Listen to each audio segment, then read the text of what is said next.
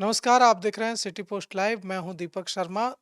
लालू प्रसाद यादव, तेजस्वी यादव ने अपनी टीम का ऐलान कर दिया है। अब देखना यह है कि यह जो नई टीम है जिसका ऐलान किया गया है, यह कितना कमाल दिखा पाती है 3 महीने बाद हो रहे विधानसभा चुनाव में। इस टीम के बारे में और यह टीम कितना असरदार होगी, इस पर जानकारी देने और चर्चा करने के लिए हमारे साथ हैं वरिष्ठ पत्रकार श्रीकांत प्रत्युष।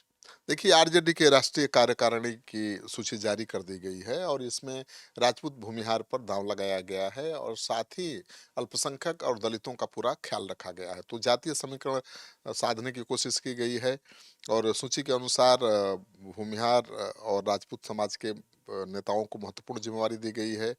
एमएलसी कार्तिक मास्टर को राष्ट्रीय टीम में जगह मिली है और जगदानंद सिंह, सुनील कुमार सिंह जैसे प्रमुख राजपूत चेहरों को अहम जिम्मेवारी दी गई है। और दूसरे राजपूत और भूमिहार जाति के अलावा भी हर समाज के नेता हैं। दलित से उदयनारायण चौधरी को जगह दी गई है। उदयनारायण चौधरी दलितों के बड़े नेता हैं और लालू यादव के काफ़ी खास भी हैं। तो दलित वोट बैंक पर आरजेडी की नज़र है, तेजस्वी यादव की नज़र है और साथ ही भूमिहार ब्राह्मणों को भी साथ लेकर चलना चाहते हैं। तो भूमिहार राजपूत को मिला है, ब्राह्मण कोई नहीं है, माफ़ करिएगा। दूसरी बात है कि कई ऐसे सवाल हैं, जैसे सुनील कुमार सिंह आरजेडी के बड़े नेता हैं और लालू राबड़ी जी के बहुत करीबी हैं।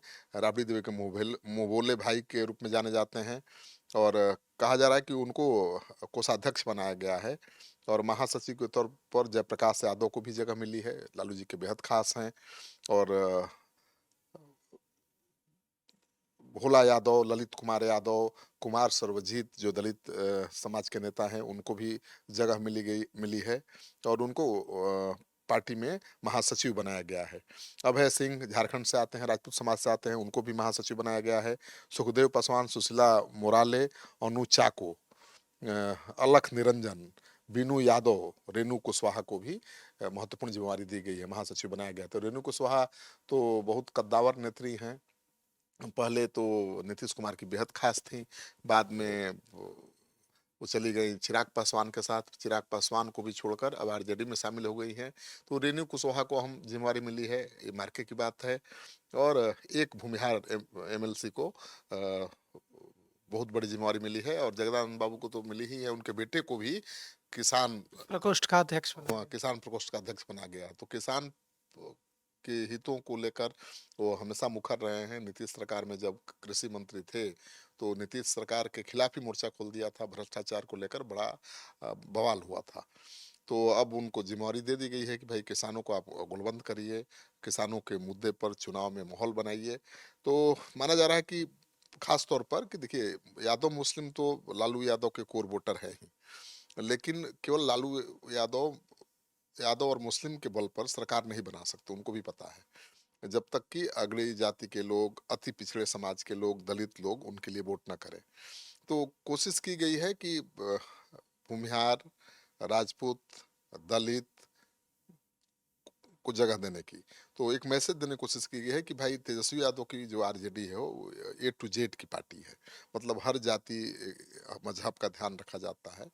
अल्पसंख्यक में जो बड़े नेता थे, कभी एलजेपी के सांसद हुआ करते थे, महबूब अली कैसर, उनको भी जगह मिली है। तो अब वो भी खुलकर खेलेंगे। रेणु कुशवाहा को मिल ही गई है।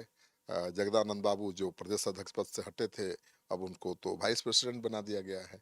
ऐसा उम्मीद पहले से किया जा रहा था, क्योंकि तेजस्वी यादव ने कहा था कि उन्होंने पार्टी के लिए बहुत कुछ किया है और उनको बड़ी जिम्मेवारी मिलनी चाहिए। तो लालू यादव जिस दिन अध्यक्ष घोषित हुए थे, उसी दिन तेजस्वी यादव ने संकेत दे दिया था कि बहुत बड़ी जिम्मेवारी मिलने वाली है जगदा बाबू को, और मिल गई। तो जगदा बाबू तो बहुत ज़्यादा एक्टिव नहीं है, उनकी उम्र भी ज़्यादा हो गई है, लेकिन उनके बेटे सुधाकर सिंह बहुत एक्टिव हैं और उनकी पहचान अब एक राजपूत नेता के रूप में बिहार में बन गई है, जब से उन्होंने मंत्री रहते हुए भ्रष्टाचार के खिलाफ आवाज़ उठाई। देखिए, जब कोई भी नेता अपनी ही सरकार के व्याप्त भ्रष्टाचार को उठाता है तो बड़ा नेता बन जाता है। बीपी सिंह क्या थे, कैसे नेता बने?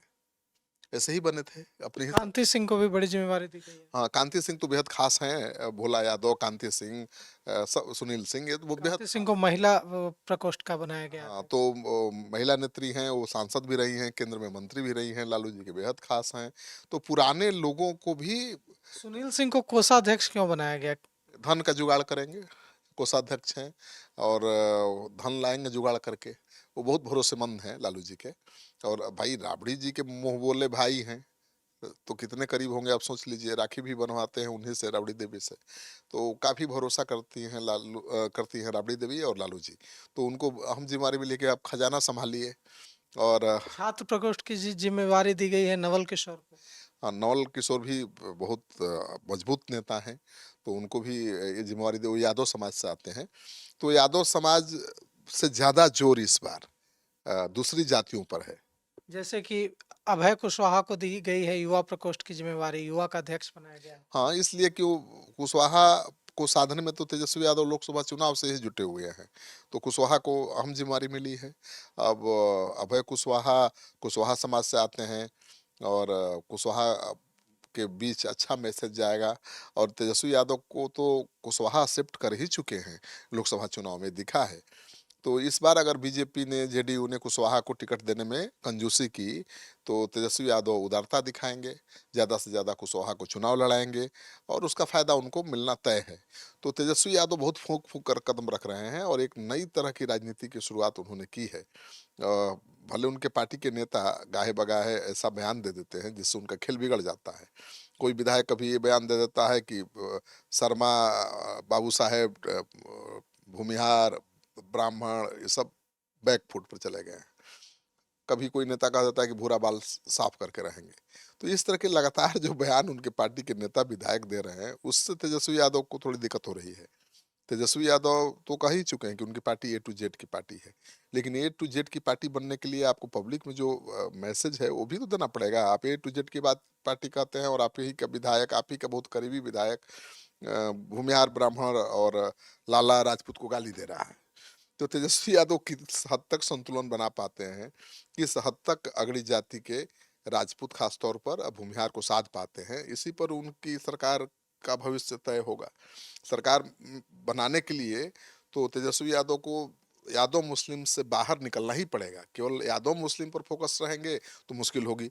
मुसलमानों की भी बहुत अपेक्षा बढ़ी हुई है।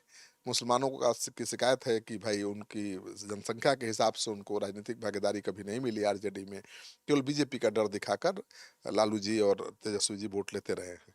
तो इस बार उनकी भी मांग बढ़ी है। तो सूत्र जो बता रहे हैं कि तेजस्वी यादव इस बार टिकट देने में उदारता दिखाएंगे, ज़्यादा से ज़्यादा मुसलमानों को लड़ाएंगे, ज़्यादा से ज़्यादा सीटों पर वो कोशिश करेंगे कि मुसलमान, दलित, अति पिछड़ा, भूमिहार लड़े। यादव विधायकों की संख्या इस बार घटने वाली है।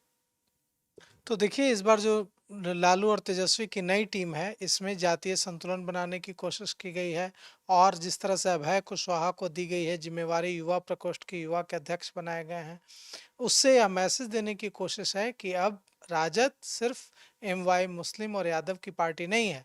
यह पार्टी अब सभी के सभी ए टू जेड की पार्टी बनने की कोशिश कर रही है। तो देखिए इसका कितना लाभ मिलता है। विधानसभा चुनाव में 3 महीने का वक्त बचा है। फिलहाल इस पेशकश में इतना ही। आगे की खबरों के लिए देखते रहिए सिटी पोस्ट लाइव। शुक्रिया।